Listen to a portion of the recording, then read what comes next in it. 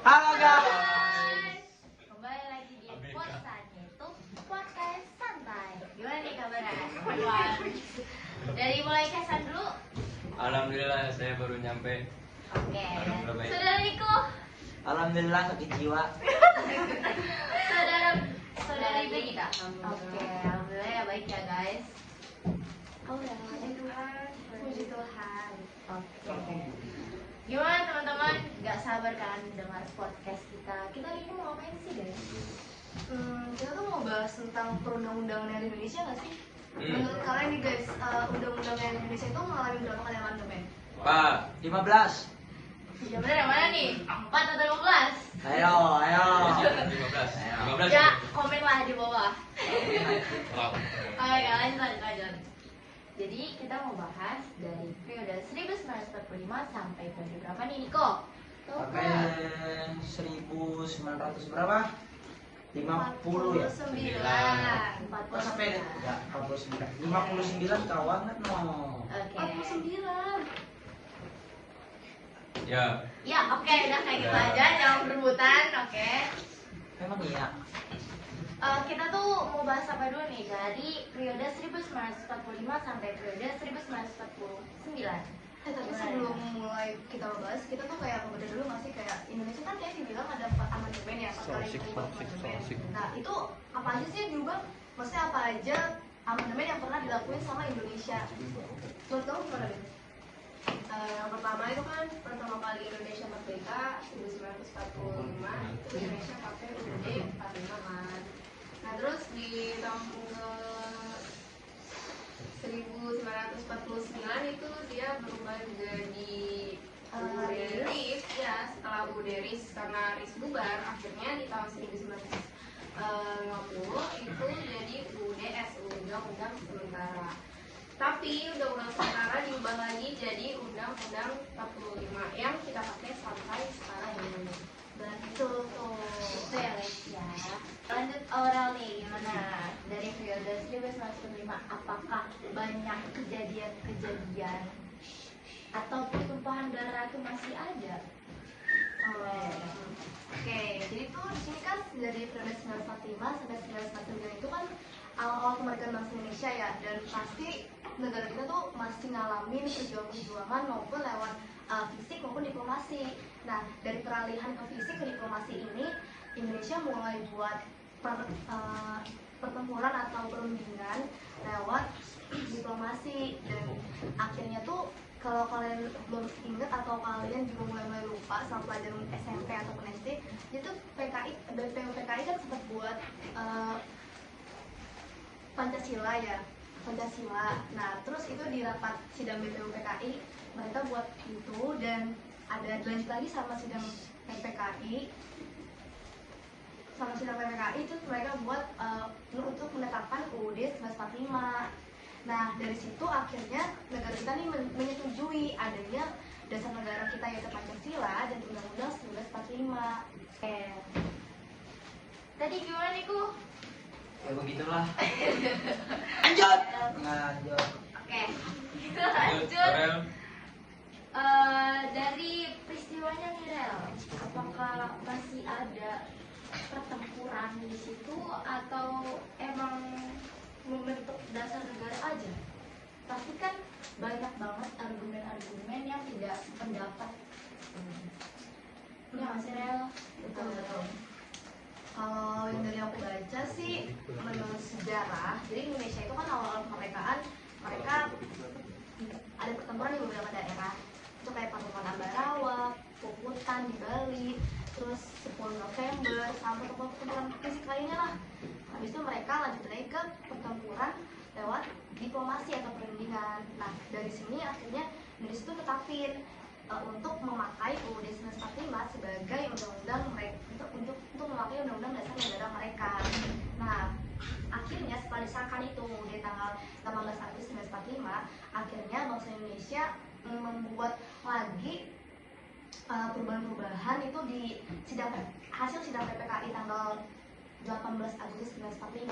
Akhirnya itu kan ada perubahan dari dari Pancasila yang tadinya ketuhanan dan kewajiban menjalankan syariat Islam bagi seluruh ya kan, terus diubah jadi apa tuh Niko? Tuhan. Pancasila yang syariat Islam itu diubah jadi apa? Oh, Pancasila diubah menjadi ketuhanan yang Maha Esa. Ya. Gitu guys. Nah dari situ tuh banyak sekali perubahan-perubahan yang sampai akhirnya Indonesia itu lanjut lagi untuk melakukan peralihan ke undang-undang yang selanjutnya. Oke. Apa ada perubahan lagi lah selain Pancasila? Sebenarnya sih kalau perubahan-perubahan itu dari mukadimah, kan tadinya tuh di piagam itu ada mukadimah, jadi pembukaan ya. Terus abis itu seingat aku sih ada juga di pasal 6 itu diubah, tadi itu presiden itu rakyat Indonesia yang beragama Islam, nah diubah jadi presiden itu rakyat Indonesia.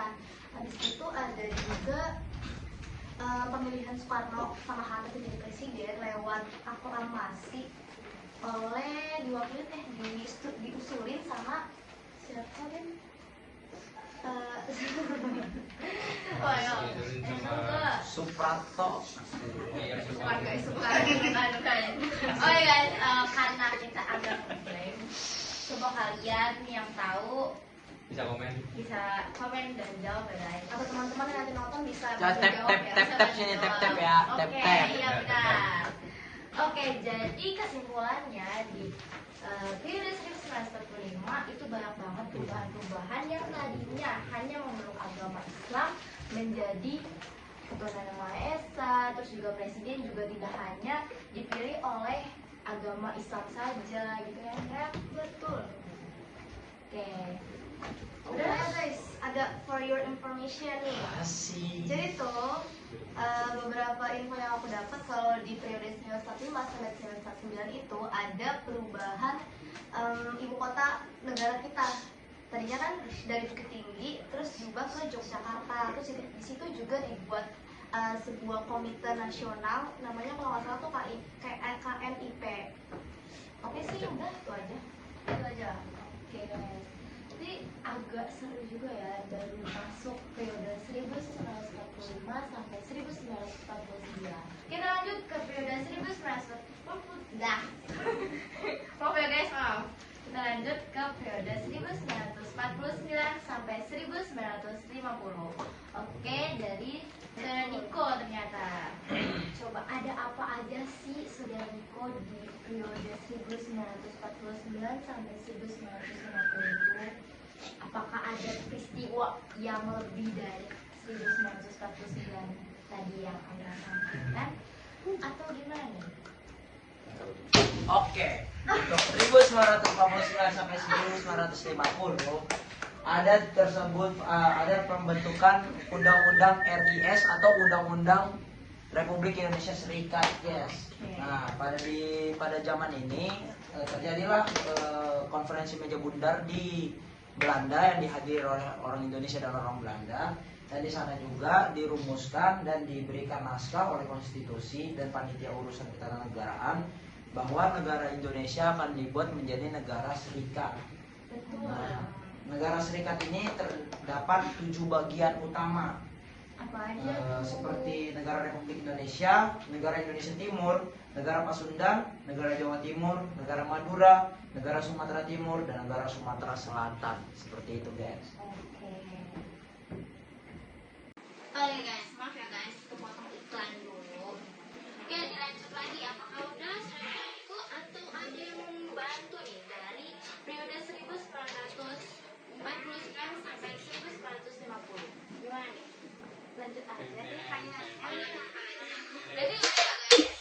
Jadi kita dari periode 1949 sampai 1950 itu Konstitusi Republik Indonesia Serikat disahkan dengan Undang-Undang Dasar Negara berkaitan dengan pembentukan Republik Indonesia Serikat.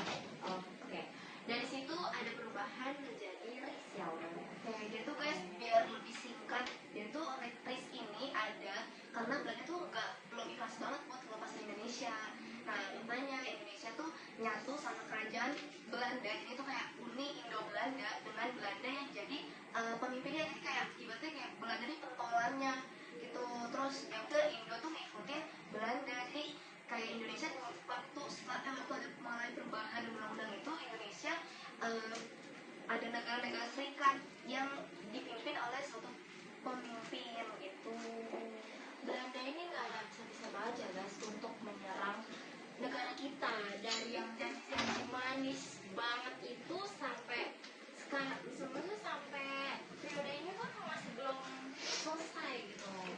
Absen dulu yang suka kasih janji manis. Jangan ya guys, jangan kayak Belanda jahat.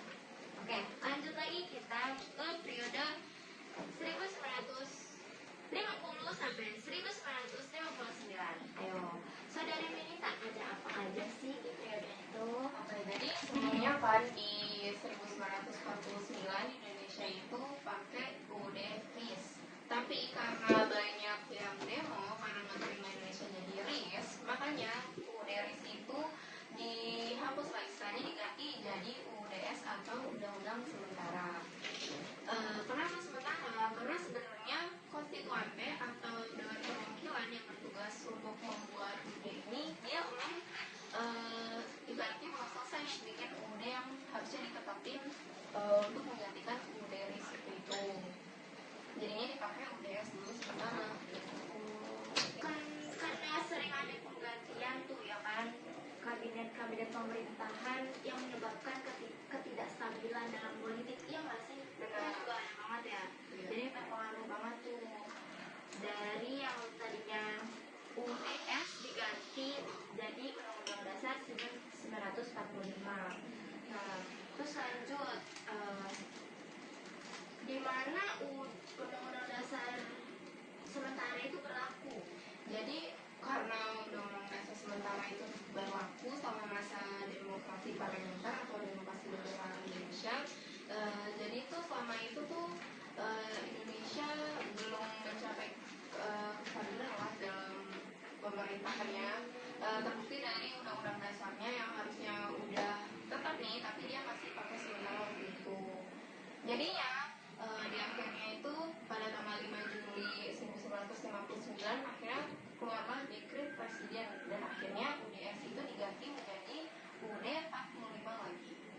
Oke guys, tadi yang dijelasin sama saudara Jenita, yaitu kesimpulannya adalah Undang-Undang Dasar sementara hanya bersifat sementara karena saat itu RIS baru saja dibubarkan akibat adanya demo besar-besaran dari rakyat. Betul Jenita? Udah Bang. Oke, kita lanjut yuk guys ke periode berapa nih? 1959 Sampai sekarang. Betul.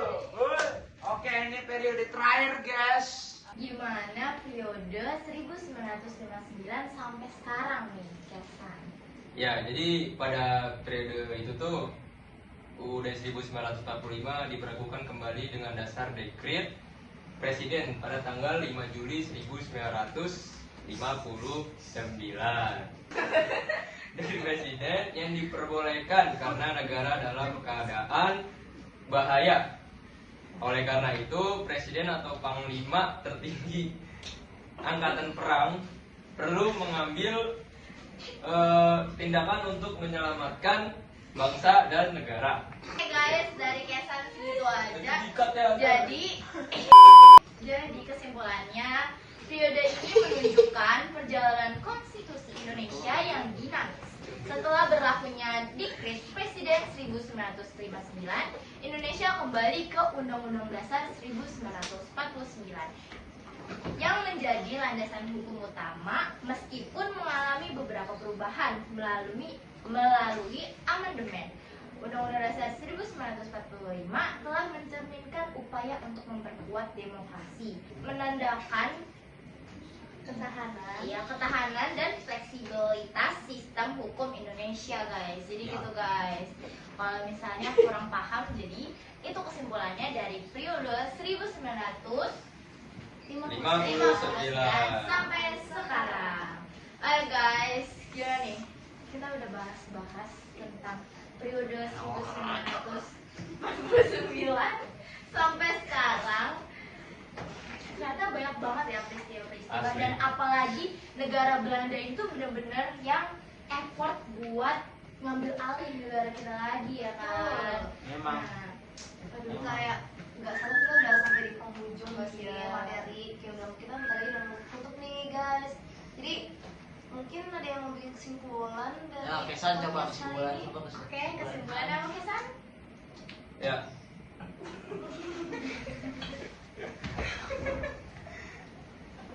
Ini mau Jadi- main ya? kesimpulannya dari tahun 1900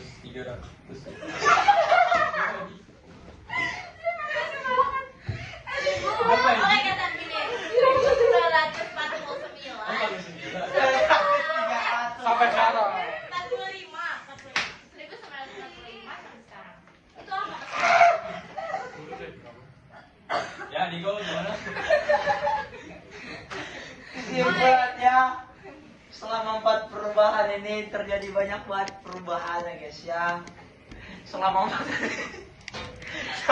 teman-teman ini, dari antara kita jadi negara serikat, lalu menjadi undang-undang sementara karena banyak demo, dan sampai sekarang undang-undang yang kita lakukan saat ini. Seperti itu aja guys kesimpulannya. Jangan lupa subscribe, like, dan muah. Oke guys, sekian dari Potsan, yaitu Pocket Podcast. maksudnya oke. Sorry Jadi guys, Ya. jadi guys segitu aja dari Potsan, yaitu